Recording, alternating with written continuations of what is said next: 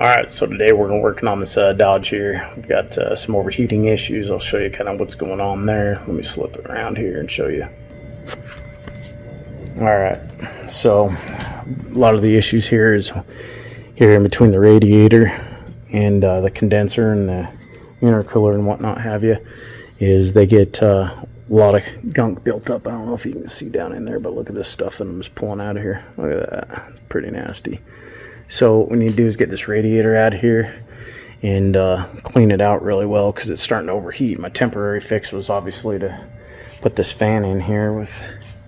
It's controlled by this little thermostat right here and this switch right here, but we're going to go ahead and get going on that and first drain the coolant out. It's the first step, and we'll keep you posted.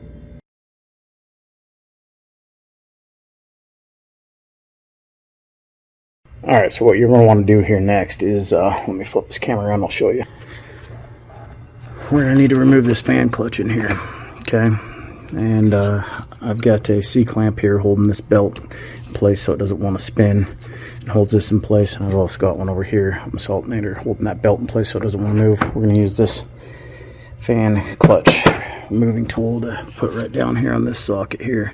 Another thing I'm going to point out in this video real quick, if you can see this hose right down here, it goes in here and wraps down around. The problem is, part of these crankcase ventilation, the problem is it drips oil down there. This fan then hits it and puts it down right into the radiator, and then you got oil just caking up on your radiator. So what I'm also going to do is get a longer hose here and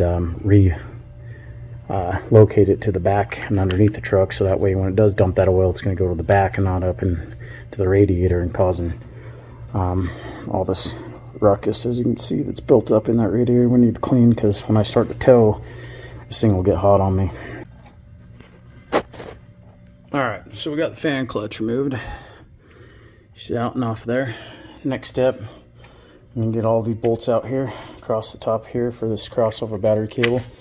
We're going to want to take off these bolts here, down here, everything for this fan shroud. I'm going to get this fan shroud out of here.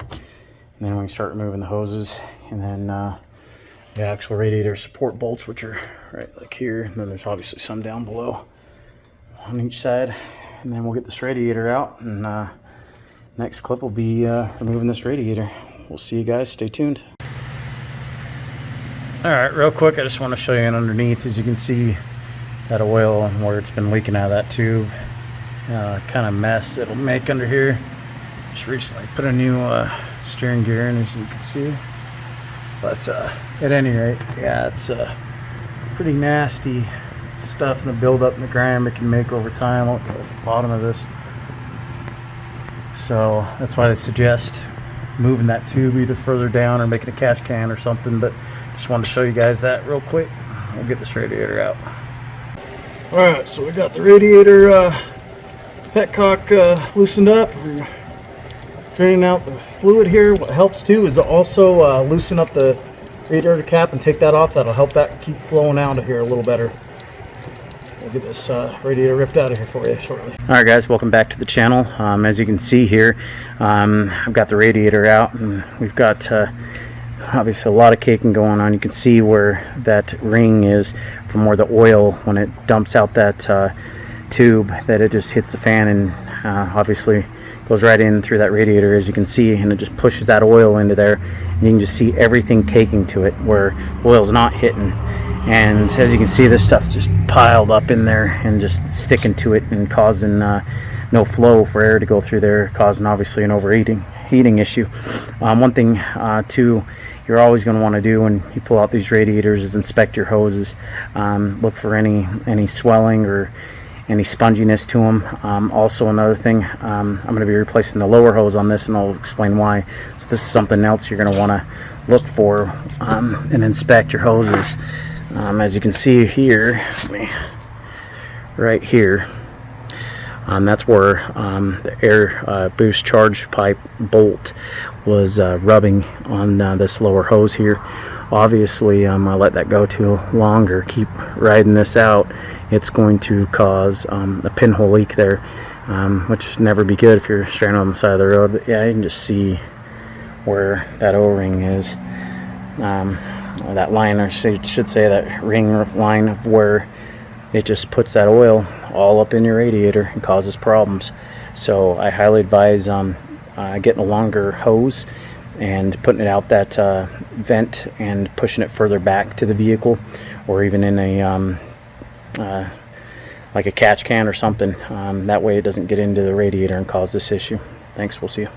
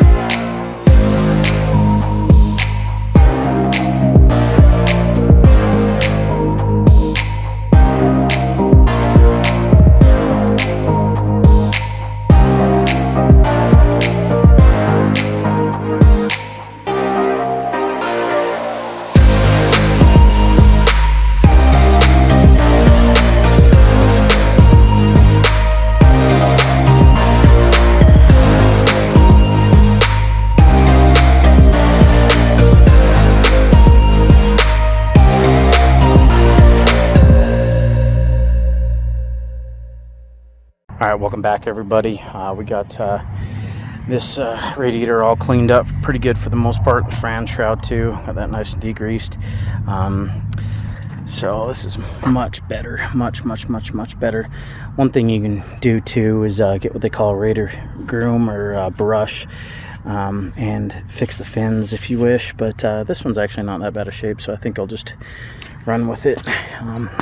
This side you can still see the ring just a little bit. But I did a flashlight test and you can actually see through the fins really good, so that's what you want. You can even do that on your air filters. Stick a flashlight on one side and look through and see how dirty the air filter's getting and stuff. So any rate, also you want to be sure that you don't get too close to the fins with your pressure washer, because you can start bending them. But so I kept a good safe distance, but you can see through, you can see the grass over there, so that's good. You know, that's what we want. Before that was all clogged, you couldn't see. I should have shown that, but at any rate, this thing's ready to go back in. We'll put the lower radiator hose on, the new one I got, and get rocking and rolling. Alright guys, so we're about wrapping this up. I'm going to show you something what I did with that PCV vent hose here.